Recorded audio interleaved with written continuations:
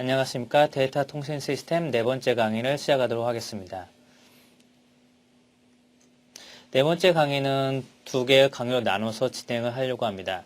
먼저 데이터 통신에서 2계층 데이터 링크 레이어 계층에서 하는 주 역할들에 대해서 계속 말씀을 드리고 있는데요. 여기서는 ARQ 프로토콜, 즉 재정송 방식에 대해서 이야기를 하고 있습니다. 이전 강의에서 송신단은 수신단으로 데이터를 보낼 때 리언던시 비트를 추가함으로써 수신단에서 에러가 발생했다는 사실을 알려주고 또는 해밍 코드와 같은 방식을 사용을 해서 수신단에서 에러가 발생됐다는 사실을 디텍션하면 커렉션 할 수 있도록 하는 방식에 대해서 배웠습니다. 우리는 그것을 포워드 에러 커렉션이라고 합니다. 하지만 CRC와 책선과 같은 방식에서는 리언던시 비트를 추가를 했지만, 즉 에러가 디텍션 했다는 사실을 알았지만 수신단에서는 에러를 정정할 수 없습니다. 이와 같은 경우에는 수신단에서 송신단에게 피드백하여 보낸 데이터를 다시 보내도록 요청을 해야 됩니다. 그와 같은 프로토콜을 ARQ 프로토콜이라고 하고, 이번 강의에서 우리는 스텝 앤 웨이트 프로토콜에 대해서 공부를 하겠습니다. 먼저 OSI 7 레이어에서 2계층 데이터 링크 레이어에서 하는 패킷 구조를 우리는 프레이밍이라고 하였습니다. 프레이밍. 즉 이 프레임은 픽스드 사이즈 프레임과 베리어블 사이즈 프레임으로 나눠볼 수가 있습니다. 즉 픽스드 사이즈 프레이밍은 데이터의 크기가 항상 일정하게 정해진 것입니다. 즉 2계층에서 다루는 프레임, 데이터 크기는 항상 일정한 것이고, 대표적으로 ATM이라고 불리우는 통신 시스템에서는 2계층 데이터 프레임의 사이즈가 48비트 데이터 5비트 헤더 이렇게 고정되어 있습니다. 하지만 일반적으로는 2계층 데이터 링크 레이어의 프레임 구조는 데이터 크기는 정해져 있지 않은 베리어블 사이즈로 나눠져 있습니다. 데이터의 2계층에서는 헤더와 테일러를 추가를 하죠. 돌이켜 봤을 때 2계층에서 사용하는 헤더 안에는 무엇이 들어간다고 말씀드렸죠? 피지컬 어드레스가 들어간다고 말씀드렸습니다. 2계층에서의 주된 역할은 노드 투 노드 프레임의 딜리버리고, 이때 사용하는 헤더에 들어가는 정보는 자신의 피지컬 어드레스와 상대방의 피지컬 어드레스, 그리고 테일러에는 무엇이 들어간다고 말씀드렸죠? 리언던시 비트를 추가하는 에러 정정 또는 에러 디텍션을 위한 CRC 비트, 일반적으로는 CRC 비트가 사용이 됩니다. 랜에서는 32비트 CRC, 즉 32비트 사이즈의 CRC 비트를 추가함으로써 수신단에서 받은 신호가 에러가 있는지 없는지 디텍션 할수록 도와줍니다. 또한 프레임 맨 앞에는 플래그라고 불리우는 특별한 신호가 들어갑니다. 이 플래그는 무엇이냐면 이 프레임이 이제 시작되었다. 이 프레임이 시작되었다. 프레임의 시작을 알려주는 특별한 정보죠. 즉 이 플래그는 특별한 정보인데, 이 플래그 정보를 바이트로 구성할 수도 있고 비트로 구성을 할 수가 있습니다. 먼저 캐릭터로 구성된 플래그에 대해서 보도록 하겠습니다. 이 플래그가 캐릭터로 이루어졌다면 우리는 캐릭터 오리엔티드 프로토콜이라고 합니다. 즉 각각의 정보들도 캐릭터 단위로 이루어진 것이죠. 하지만 이 플래그는 아주 특별한 바이트이어야 됩니다. 만약 이 데이터 심벌 안에 데이터 정보에 위에서 상위로부터 받은 데이터 정보에 동일한 플래그 정보가 들어가 있다면 수신단에서 봤을 때 어디서부터 프레임이 시작됐는지 알 수가 없을 것입니다. 이러한 문제를 해결하기 위해서 우리는 바이트 스토핑이라는 방식을 취하고 있습니다. 즉 메시지 정보 안에 플래그가 있으면 우리는 그 정보 앞에 특별한 기호를 추가합니다. 예를 들어서 ESC라는 특별한 기호를 추가합니다. 따라서 앞에 프레임의 시작을 알리는 플래그와 메시지 정보 안에 있는 플래그를 구별하기 위해서 우리는 메시지 정보 안에 있는 플래그 앞에 ESC라는 것을 추가함으로써 이것은 메시지에 들어있는 플래그라는 것을 알려주고 있습니다. 이것을 우리는 바이트 스토핑이라고 합니다. 반면에 신호들이 비트 단위로 이루어질 수가 있습니다. 즉 비트 단위로 신호들이 이와 같이 이루어진다고 하였을 때 우리는 이 플래그 정보 또한 비트 단위로 표현을 할 수가 있습니다.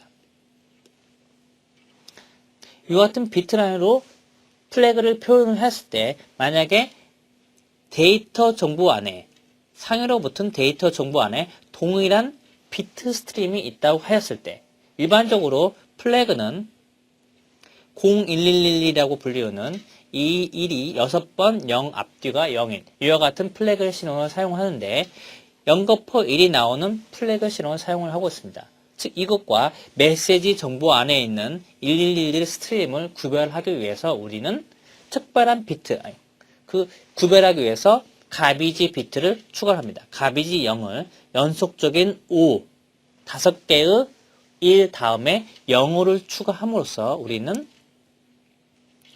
프레임의 시작을 알려주는 플래그와 메시지 정보 안에 있는 이 연속적인 1을 구별을 합니다. 즉 5개의 1 다음에 0을 추가함으로써 프레임의 시작을 알려주는 플래그 비트 스트림과 메시지의 비트 스트림을 구별합니다. 이것을 비트 스토핑이라고 합니다. 이제 본격적으로 어떻게 플로우 컨트롤 하는지, 어떻게 에러 컨트롤 하는지, 즉 어떻게 재정송 방식을 취하는지 살펴보도록 하겠습니다. 먼저 플로우 컨트롤은 앞서 말씀드렸듯이 송신단이 10Mbps 속도로 보내지만 수신단에서 5Mbps까지밖에 못 받는다면 중간에 5Mbps는 버려져야 될 것입니다. 즉 송신단과 수신단은 동일하게 데이터 레이트를 송신하고 수신단이 받아야 될 것입니다. 이와 같은 것을 컨트롤하는 것을 플로우 컨트롤이라고 합니다. 에러 컨트롤은 두 가지 방식으로 컨트롤한다고 말씀드렸습니다. 포워드 에러 컨트롤, 다음에 재전송. 포워드 에러 컨트롤은 송신단에서 리던시 비트를 추가함으로써 수신단에서 에러를 디텍션하거나 커렉션하는 방법. 재전송은 송신단에서 보낸 데이터에 에러가 있다는 사실을 수신단이 알았을 때 수신단이 피드백하여 송신단으로 하여금 재전송을 취하는 방법. 그것을 리트랜스미션이라고 합니다. 이 리트랜스미션은 우리는 오토매틱 리핏 리퀘스트라고 하여서 ARQ라고 부릅니다. 우리는 여기서 본 강의에서는 ARQ 프로토콜에 대해서 자세히 살펴보는 시간을 갖도록 하겠습니다. ARQ 프로토콜은 크게 노이즈가 없는 채널과 노이즈가 있는 채널로 구분해서 살펴볼 수가 있습니다. 노이즈가 없는 채널에서는 실제적으로는 재전송이 필요가 없겠죠. 하지만 보다 프로토콜을 쉽게 이해하기 위해서 노이즈가 없는 채널에서 어떻게 패킷을 보낼 수 있는지 살펴보도록 하겠습니다. 쉬운 심플리스트 방법과 스탑 앤 웨이트 방식을 살펴보도록 하고요. 노이즈가 있는 채널에서는 세 가지 방식의 재정송 스킴을 사용하고 있습니다. 스탑 앤 웨이트, 앤 고백 웬, 그다음에 셀렉티브 리핏 ARQ 세 가지 프로토콜을 공부해 보도록 하겠습니다. 먼저 노이즈가 없는 채널에서 가장 쉬운 디자인에 대해서 보도록 하겠습니다. 즉 노이즈가 없기 때문에 에러를 컨트롤할 필요가 없습니다. 그림을 통해서 살펴보도록 하겠습니다. 상위 계층에서 데이터 링크 계층이 데이터를 받습니다. 데이터 링크 계층은 이제 받은 데이터를 프레임의 단위로 만들겠죠. 그래서 피지컬 계층으로 보내고 피지컬 계층은 랜 케이블과 같은 피지컬 미디어에 데이터를 보내겠죠. 수신단에서는 피지컬 계층에서 데이터를 받고 데이터 링크 계층에 데이터를 올리겠죠. 데이터 링크 계층에서는 에러가 있는지 없는지 확인을 하고 에러가 없다면 상위 계층에 올바른 데이터를 올리게 됩니다. 여기서 우리는 이벤트라는 것을 정의를 하겠습니다. 이벤트라고 하는 것은 보통 이와 같은 프로토콜은 소프트웨어로 돌아가고 컴퓨터 안에서 소프트웨어 코딩을 해서 돌아가게 됩니다. 여기서 무한루프로 계속 프로그램이 돌고 있다가 상위로부터 데이터를 받는 시점, 즉 인터럽트가 발생하는 시점, 이것을 우리는 이벤트라고 정의를 하겠습니다. 즉 상위로부터 네트워크 레이어로부터 데이터가 발생을 해서 데이터 링크 계층에 전달되는 그 순간 데이터 링크 계층에서는 이벤트가 발생한 거고 데이터 링크 계층에서는 프레임을 만들겠죠. 그래서 만든 프레임을 피지컬 계층에 전달을 하게 됩니다. 우리는 슈도 코딩을 통해서 어떻게 프로토콜을 구현을 할 수 있는지 살펴보도록 하겠습니다. 데이터 링크 계층의 프로토콜은 무한루프를 돌게 됩니다. 무한루프를 돌게 되고 이벤트가 발생하는 길을 기다립니다. 이벤트가 발생한다는 이야기는 네트워크 레이어에서 패킷이 발생을 해서 데이터 링크 계층에 패킷이 전달되는 순간이 되겠습니다. 그래서 이벤트가 발생이 되면 상위 계층으로부터 데이터를 받고 프레임을 만든 후에 피지컬 레이어에 프레임을 전송하면 되겠습니다. 따라서 슈도코드는 단순하게 이와 같이 짤 수가 있겠습니다. 이제 수신단의 슈도 코딩을 살펴보도록 하겠습니다. 수신단의 데이터 링크 계층도 무한 루프로 돌고 있습니다. 무한 루프로 돌고 있다가 이벤트가 발생하였습니다. 이때 이벤트는 피지컬 레이어로부터 데이터 링크 계층으로 전달된 순간이 되겠죠. 피지컬 레이어로부터 데이터 링크 레이어에 데이터가 전달되는 순간 프레임을 받을 것이고 데이터를 추출합니다. 그리고 상위 계층에 전달하면 되는 것입니다. 이와 같은 것은 매우 간단한 프로토콜이 된 것이죠. 왜냐하면 우리는 노이즈가 없는 채널을 가정을 한 것입니다. 그림으로 살펴보도록 하겠습니다. 이와 같은 그림을 우리는 플로우 다이어그램이라고 합니다. 샌더는 이와 같이 플로우 다이어그램에서는 샌더와 리시버를 이와 같은 축으로, 버티컬 축으로 나타내고 데이터 전송을 샌더에서부터 리시버 이렇게 비스듬하게 그립니다. 이렇게 비스듬히 그린 이유는 이 높이의 차가 이 지점에서부터 이 지점의 차이는 프로퍼게이션 딜레이가 되겠습니다. 즉 데이터가 선로를 따라서 B까지 전달될 때 이 선로를 따라서 전달되는 시간이 걸리겠죠. 우리는 이것을 프로퍼게이션 딜레이라고 부르는 것이죠. 샌더는 이 시점에서부터 데이터를 전송했지만 이 데이터가 리시버에 수신되는 순간까지는 딜레이가 발생이 되겠죠. 이 딜레이를 우리는 프로퍼게이션 딜레이라고 표현을 합니다. 샌더가 보내는 데이터의 양은 이 지점에서부터 이 지점까지, 즉 이 높이는 파란색으로 되어 있는 이 높이는 샌더가 보내고자 하는 패킷의 양이 되겠고 이 패킷의 양의 이 시간만큼이 바로 트랜스미션 타임이라고 할 수가 있겠습니다. 즉 하나의 패킷을 전송하는 데까지 걸리는 시간, 즉 트랜스미션 타임이라고 할 수가 있겠습니다. 이 버티컬 축은 타임 축을 의미를 하는 거고요. 따라서 이 그림에서는 샌더는 3개의 프레임을 리시버에게 보내고 있습니다. 하나의 프레임을 전송하고 조금 후에 또 하나의 프레임, 그다음에 조금 후에 또 하나의 프레임을 전달을 하고 있습니다. 채널상에는 링크상에는 에러가 발생되지 않았기 때문에 모든 프레임은 올바르게 B에게 수신되고 있습니다. 이제 노이즈가 없는 채널에서 스탑 앤 웨이트 프로토콜을 살펴보도록 하겠습니다. 스탑 앤 웨이트 프로토콜은 말에서도 알 수 있듯이 하나의 패킷을 보낸 후에 스탑 하고서 기다립니다. 웨이트 무엇을 기다리냐 하면은 수신단으로부터 하여금 수신단이 제대로 패킷을 수신하였다라는 어크날러지를 기다리게 됩니다. 그림을 통해서 살펴보도록 하겠습니다. 네트워크 링크 레이어로부터 데이터 링크 계층은 패킷을 받습니다. 데이터를 받고 데이터를 받으면 프레임을 만들어서 리시버에게 보냅니다. 리시버에게 보내고 스탑, 웨이트를 합니다. 무엇을 웨이트를 하냐면 리시버가 보내는 어크날러지 프레임을 웨이트합니다. 따라서 송신단에서 보면 송신단의 데이터 링크 계층에서는 2가지 이벤트가 있습니다. 첫 번째 이벤트는 네트워크 레이어로부터 내려오는 프레임 그리고 수신단에서부터 오는 어크날러지 프레임 이 2가지 이벤트가 발생합니다. 수신단에서만 보면 리시버에서는 데이터 링크 레이어에서 하나의 이벤트만 있습니다. 그 이벤트는 피지컬 레이어로부터 오는 데이터인 것이죠. 이제 수도 코드를 통해서 어떻게 오퍼레이션을 하는지 살펴보도록 하겠습니다. 먼저 송신단의 수도 코딩을 살펴보도록 하겠습니다. 송신단의 데이터 링크 계층은 무한 루프를 돌고 있습니다. 무한 루프를 돌고 있다가 이벤트를 기다리는 것이죠.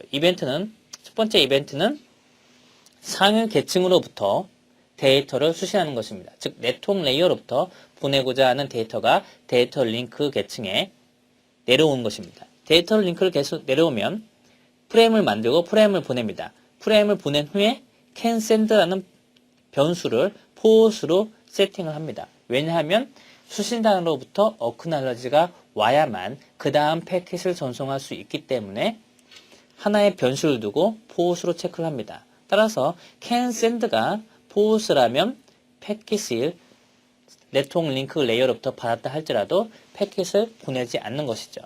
그리고 이벤트를 기다립니다. 여기서 이벤트는 수신단으로부터 어크나러지 오는 것을 기다리는 것이죠. 어크나러지가 왔다면 can send를 true로 세팅을 합니다. 그 다음부터 이제 그 다음 프레임을 보낼 수 있는 것이죠.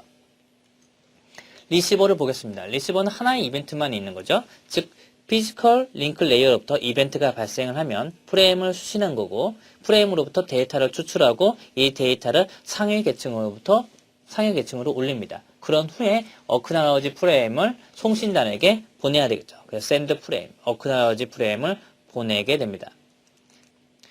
지금까지가 노이즈가 없는 채널 환경하에서 스탑 앤 웨이트 프로토콜을 살펴보았습니다. 그림을 통해서 다시 살펴보도록 하겠습니다. 이 그림을 플로우 다이어그램이라고 말씀을 드렸죠. 즉 샌더와 리시버가 있을 때 타임 축상에서 패킷의 전송을 이와 같은 형태로 표시하는 것을 플로우 다이어그램이라고 말씀을 드렸습니다. 앞서 그림에서 말했듯이 이 높이가 바로 프로퍼게이션 딜레이, 이 블럭의 높이가, 파란색의 이 높이가 트랜스미션 타임이 된다고 말씀을 드렸습니다. 프레임을 전송한 후에 샌더는 기다립니다. 무엇을? 리시버가 보내는 어크나러지 프레임을. 어크나러지 프레임을 받은 후에만 그 다음 프레임을 전송할 수 있고요. 이제 노이즈가 있는 채널 환경 하에서 어떻게 재전송 스킴이 이루어지는지 살펴보도록 하겠습니다. 먼저 세 가지 방식 중에 스탑 앤 웨이트 ARQ 프로토콜을 살펴보도록 하겠습니다. 스탑 앤 웨이트 프로토콜은 말에서 알 수 있듯이 하나의 프레임을 보내고 기다립니다. 무엇을 기다리냐면 수신단으로부터 어크나러지를 기다리는 거죠. 우리는 여기서 수신단이 어떤 패킷을 받았는지 알도록 하기 위해서 시퀀스 넘버라는 것을 사용을 합니다. 시퀀스 넘버. 즉 송신단이 보내는 모든 프레임에는 1년 번호를 붙입니다. 첫 번째 보내는 프레임은 1, 두 번째 보내는 프레임에는 2, 세 번째 보내는 프레임은 3.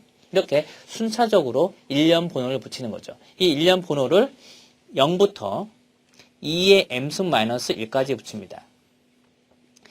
만약에 m이 3이라면 0에서부터 0, 1, 2, 3, 7까지 붙인 후에 다시 0으로 가서 붙이게 됩니다. 0, 1, 2, 3, 4, 5, 6, 7, 다시 0, 1, 2, 3, 4, 5, 6, 7, 다시 0, 1, 2, 3, 5, 6, 7 이런 식으로 순차적으로 시퀀셜하게 붙이게 됩니다. 우리는 이것을 시퀀스 넘버라고 합니다. 그림을 통해서 스탑 앤 웨이트 ARQ 프로토콜에 대해서 자세히 살펴보도록 하겠습니다. 이건 송신단을 의미하고 여기서는 우측은 수신단을 의미합니다. 송신단에서는 상위 계층으로부터 데이터 링크가 패킷을 받고 데이터 링크 계층에서는 프레임을 만들어서 수신단으로 보냅니다. 수신단은 어크나러지 패킷을 다시 송신단으로 보내게 되겠죠. 그래서 앞서 살펴보았듯이 송신단에서는 상위로부터 패킷을 받는 이벤트 하나와 수신단으로부터 어크나러지를 받는 이벤트 하나, 그리고 타이머 이벤트가 있습니다. 이 타이머 이벤트는 송신단이 패킷을 만들어서 수신단으로 보냈는데 수신단으로부터 일정 시간 동안 어크나러지가 안 온다면 다시 재전송을 한다는 것이죠. 왜냐하면 채널에서는 송신단이 수신단 보내는 패킷뿐만 아니라 수신단에서 송신단으로 오는 어크나러지 또한 에러가 발생할 수 있는 것이죠. 따라서 송신단에서는 타이머를 두고 보낸 패킷이 일정 시간 동안 어크나러지가 안 온 경우에는 재전송합니다. 따라서 송신단에서는 총 3개의 이벤트가 존재합니다. 패킷을 상위로부터 받는 부분, 어크나러지를 받는 부분, 타임을 받는 부분, 3가지 이벤트가 존재합니다. 수신단에서는 한 가지 이벤트만이 존재하는 거죠. 피지컬 레이어로부터 데이터를 받는 부분. 이제 수도 코딩을 통해서 어떻게 스탑 앤 웨이트 ARQ 프로토콜이 동작하는지 살펴보도록 하겠습니다. 먼저 시퀀스 넘버는 모든 송신단이 보내는 프레임에는 시퀀스 넘버가 들어간다고 말씀을 드렸습니다. 시퀀스 넘버를 SN으로 표기를 하고 있습니다. can send라는 변수를 true로 세팅을 하였습니다. 그리고 무한 루프를 돌게 되는 거죠. 상위로부터 데이터를 수신하는지 이벤트를 기다립니다. 상위로부터 데이터를 수신하고 can send라는 변수가 true라면 데이터를 보낼 수가 있다면 상위로부터 데이터를 받아서 프레임을 만듭니다. 이때 만드는 프레임에는 SN이라는 시퀀스 넘버를 사용을 하겠습니다. 즉 여기서 시퀀스 넘버는 처음 프레임이기 때문에 0으로 세팅이 되겠죠. 그 다음에는 보낸 프레임을 저장을 합니다. 왜냐하면 보낸 프레임에 만약 에러가 있다면 수신단은 재전송을 요청할 것이고 재전송을 하려면 조금 전에 보낸 프레임을 저장하고 있어야 되겠죠. 따라서 프레임을 보내고 이 보낸 프레임을 저장합니다. 스토어 프레임. 그런 다음에 프레임을 보내는 것이죠. 그런 다음에 이제 어떻게 해야 되죠? 타이머를 돌려야 되죠. 일정 시간 동안 어크날러지가 않으면 재전송을 해야 되기 때문에 타이머를 돌립니다. 타이머. 그런 다음에는 다음 프레임을 보내야 하기 때문에 다음 시퀀스 넘버를 보내기 때문에 시퀀스 넘버를 1만큼 증가시킵니다. 따라서 시퀀스 넘버는 여기서 SN은 이제 1이 되어드는 것이죠. 그 다음 어크날러지를 기다리기 때문에 패킷을 스탑해야 되죠. 보내는 전송을 이제 포스로 세팅을 하게 됩니다. 그런 다음에 이벤트를 기다립니다. 이 이벤트는 어크날러지가 오는지를 기다리는 이벤트입니다. 만약 어크날러지를 수신하였습니다. 어크날러지 넘버를 수신하였습니다. 이때 어크날러지는 무엇이 되냐 하면 1이 되어야 됩니다. 이 어크날러지 넘버 세팅을 주의 깊게 보시기 바랍니다. 어크날러지 넘버는 수신단이 앞으로 받기를 기대하는 넘버가 되겠습니다. 이 어크날러지 넘버는 이때는 1이 와야 됩니다. 1. 다시 말씀드려서 송신단은 여기서 수신단에게 시퀀스 넘버 SN이 0을 보냈습니다. 하지만 수신단은 송신단에게 어크날러지를 0이 아니라 2를 보냅니다. 2이라는 의미는 송신단이 그 다음 보내야 되는 프레임 시퀀스 넘버는 1이라는 것을 의미합니다. 따라서 어크날러지가 여기서 1이고 앞서 SN은 1이 증가시켰기 때문에 SN이 1이 되겠죠. 그렇죠? 따라서 어크날러지와 시퀀스 넘버가 1이 같기 때문에 타이머를 중단시키고 퍼지 프레임, 즉 이전에 저장했던 프레임을 지웁니다. 즉 클리어 프레임을 한다는 것이죠. 여기서 SM-2라고 하는 것은 이전에 저장한 프레임의 시퀀스 넘버는 0이 되겠죠. 0. 따라서 SN-1은 0이 됩니다. 그 다음에 이제 패킷을 보낼 준비가 됐기 때문에 캔센드라는 변수를 true로 세팅합니다. 또 하나의 이벤트가 있었죠. 또 하나의 이벤트는 타임아웃이 발생한 경우입니다. 패킷을 보냈는데 어크날러지를 못 받은 경우, 그게 바로 타임아웃이 발생하는 경우입니다. 타임아웃이 발생하면 이제 다시 스타트 타이머를 돌리고 패킷을 재전송합니다. 이때 재전송하는 건 이전 패킷을 재전송하기 때문에 시퀀스 넘버 0인 것을 재전송한다는 의미인 거죠. 따라서 SM-1을 재전송하게 됩니다. 여기까지가 송신단에서 스타밍 웨이트가 어떻게 오퍼레이션 하는지 보여주는 슈도 코딩이 되었습니다. 이제 수신단에서 어떻게 오퍼레이션 하는지 슈도 코딩을 통해서 살펴보도록 하겠습니다. 먼저 RN. 여기서 RN은 수신단이 받기를 기대하는 시퀀스 넘버입니다. RN. 리시버가 받기를 기대하는 시퀀스 넘버를 RN으로 표기하고 있습니다. 그리고 무한루프를 돌고 있고 피지컬 레이어로부터 패킷을 받았으면 이 이벤트가 발생을 하고 이 부분 안으로 들어가게 됩니다. 패킷을 받게 되면 이 패킷이 에러가 발생된 것인지 에러가 발생 안 된 것인지 확인합니다. 만약에 에러가 발생했다면 그냥 기다립니다. 스타밍 웨이트 프로토콜에서는 너크날러지, 즉 어크의 반대에는 너크날러지가 없기 때문에 만약 받은 프레임에 에러가 있다면 그냥 기다립니다. 그냥 기다리면 저절로 송신단에서 타임아웃이 발생될 것이고 송신단에서는 타임아웃된 패킷을 재전송하기 때문입니다. 따라서 커럽트, 즉 수신단에서 받은 프레임에 에러가 있다면 그냥 슬립하고 기다립니다. 받은 프레임이 시퀀스 넘버가 수신단이 기대하는 시퀀스 넘버와 같다면 시퀀스 넘버 0과 수신단에서 기대하는 시퀀스 넘버 0이 같다면 이제 올바르게 데이터를 받은 것이죠. 패킷을 받아서 데이터를 추출해서 상위로 올립니다. 그리고 이제 그 다음 기대하는 프레임 넘버는 1이 되는 것이죠. 따라서 RN은 여기서 1이 됩니다. 그리고 샌드 프레임에서 어크날러지를 보내는 거죠. 이때 어크날러지는 시퀀스 넘버가 RN, 즉 RN 여기서 어떻게 됐죠? 1로 변경되었습니다. 즉 RN equal 1, 즉 시퀀스 넘버 1을 기대한다는 어크날러지를 보내게 됩니다. 플로어 다그램에서 보면 송신단이 샌더가 여기 있고 수신단이 있다고 했을 때 샌더는 프레임 0을 보내고 리시버는 여기서 2를 보내게 되는 거죠. 즉 어크나우지 2를 보낸다는 의미는 지금 2를 그 다음에 보내달라라는 의미입니다. 이그젠플 플로우 다이어그램을 통해서 자세히 살펴보도록 하겠습니다. 샌더 A가 있고 리시버 B가 있습니다. 샌더는 프레임 0, 시퀀스 넘버 0인 프레임을 보냅니다. 송신단의 시퀀스 넘버는 SN으로 표시를 하고 있고요. 프레임 0를 보내고 타이머를 돌립니다. 타이머를 돌려서 지금 리시버는 0을 기대하고 있는데 프레임 0이 왔기 때문에 리시버 시퀀스 넘버를 1 증가시켜서 R1, Rn 이퀄 1로 변경되었습니다. 그리고 어크나우지 2를 보내는 거죠. 어크나우지 시퀀스 넘버 2를 보낸다는 것을 주의 깊게 보시기 바랍니다. 제대로 어크나우지까지 받았기 때문에 샌더는 타이머를 중단시킵니다.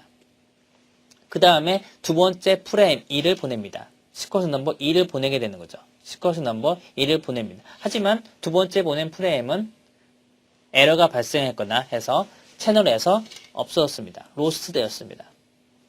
타임이 쭉 지나면서 타임 아웃이 발생했습니다. 따라서 송신단은 프레임 2를 재전송하겠죠. 수신단에서 제로 프레임을 받고 어크나우지 0을 보냅니다. 지금 여기서는 시퀀스 넘버를 0과 1 두 개만 사용을 하고 있는 경우가 되겠습니다. 따라서 두 번째 그 다음 프레임 넘버인 0을 보내고 다시 B에서는 어크나우지를 보냈지만 어크나우지가 로스트 됐습니다. 어크나우지가 로스트 됐기 때문에 샌더는 다시 이전에 보낸 프레임 제로를 재전송하게 되는 것이죠. 이와 같은 방식으로 오퍼레이션 하는 방식이 스탑 앤 웨이트 프로토콜이 되겠습니다. 스탑 앤 웨이트 프로토콜에서는 주의 깊게 보셔야 되는 것이 어크나우지에 사용하는 프레임 넘버, 시퀀스 넘버가 되겠습니다.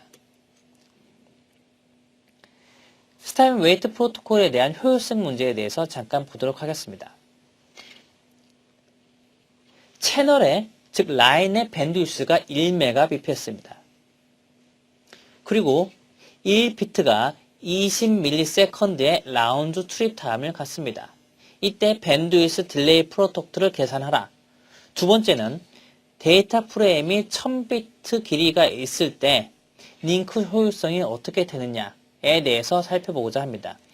밴드위스 딜레이 프로덕트는 단순히 밴드위스와 딜레이를 곱셈한 것입니다. 여기서 밴드위스는 10의 6승, 즉 1Mbps이고 그 다음에 딜레이는 20ms라고 했습니다. 따라서 두 개를 단순히 곱한 것이 밴드위스 딜레이 프로덕트, 즉 채널 상에는 20k 비트가 차지할 수 있습니다.